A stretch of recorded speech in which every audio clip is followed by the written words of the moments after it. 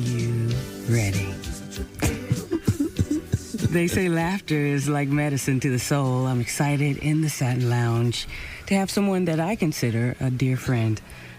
He is an enormous comedic force.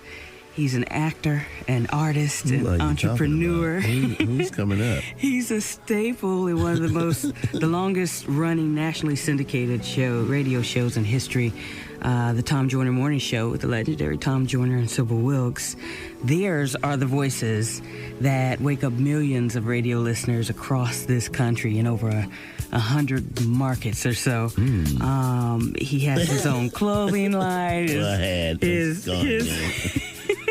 gourmet businesses. Even has his own hot sauce. Yeah, that I do. Okay. He's also owner of one of the hottest comedy clubs in the city of Los Angeles. Simply put, this man is a legend. Satin Lounge, help me welcome legendary comedian Mr. J. Anthony Brown. Oh, thank you so much.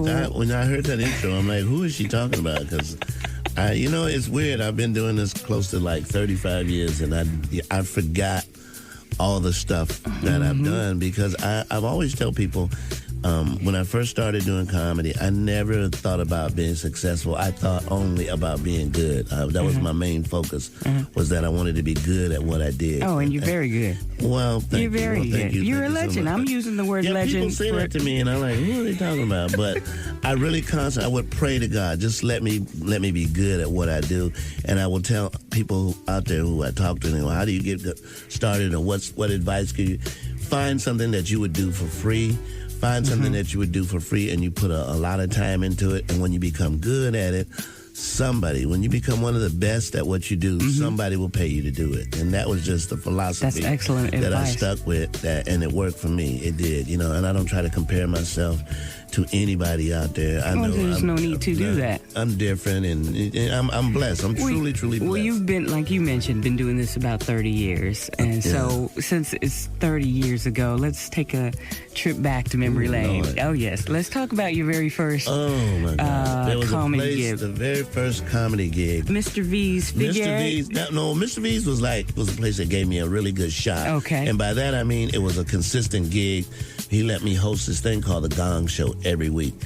Being that consistent and having something that I could do every Monday really helped me, develop my craft, because he said, you can do whatever you want. I would do costumes, I would do poems, I would do song parodies, pretty much the same stuff that I do on the Tom Joyner Show, but it was setting the ground for me to go, well, here's a freedom to do whatever you want to do. I did the news, he allowed me to do it, and that was really a big help. But the first time I went up, it didn't go that well. It was at a place called the Pirates Cove in Columbia, South Carolina, and I never forget it. I went up, and I remember telling my mom, because I was a tailor at that time, and I could make stuff. Right. How did you get from fashion to funny? What's the correlation here? Fashion, it's just weird. Those two things really fascinated me. Fashion fascinated me because it was the ability to take a piece of cloth, cut it, and then make something out of that garment. It was like creating something, and I like. And he's really good at it. I mean, he had his own clothing line. He's a true tailor. He's not just saying, I sold some, I just drew some pictures. No, it was just a fascination that it was, and it was weird because when I started doing tailoring, I don't know, sometimes you have people who can do things, you go, well, you don't know how to do it when you start, but you say to yourself, I can do that. Right. It's just something I knew I could do. Comedy was the same way. Tailoring was the same way, and I just got into it, and it just took my fascination in terms of comedy. I would listen to comedy shows. I love comedians. I would watch Johnny Carson all the time.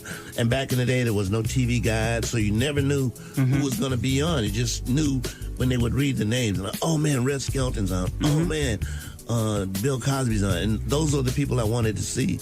And so is Bill Cosby one of your greatest influences? No, probably Richard Pryor. Okay. Because I saw him walk out one time and he didn't get introduced, and I said, man, that's when you know you achieved. That was for me. That's the ticket. When people know you, know your work. Yeah, you just walk out, or they see you in the elevator or in the airport, they go, watch out there now, just something like, they know you from your body of work. And that's it can sometimes get annoying, but for the most part, it's like, I did something that they never forgot, and they remember me, and now they see me, and they're doing it again. Well, That's cool. you're a familiar face, especially on television. I told you I was looking through some of your bio and the things that you had done, and I was like, it was just incredibly amazing how much you had covered. Matter of fact, it's so extensive we don't even have in our time together to talk about it all. So go to SatinLounge.com and look up my man's bio.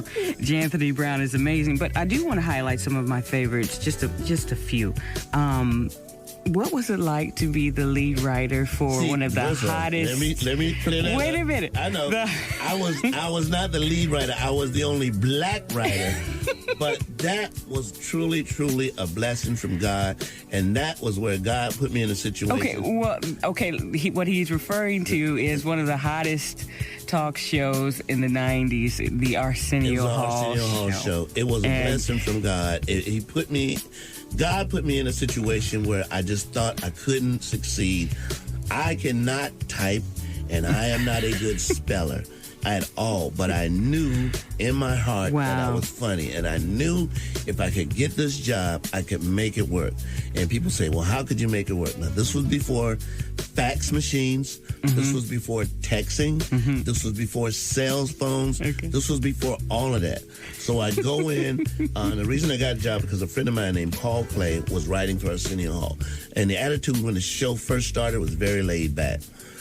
He said, so I got into L.A. He said, I'm over here writing for Arsenio. Come over and hang out. Uh-huh. So he said, when we knock out these jokes for Arsenio, we can go to lunch on the Paramount line. First day in L.A., I get to go to the Paramount line. Wow. Damn.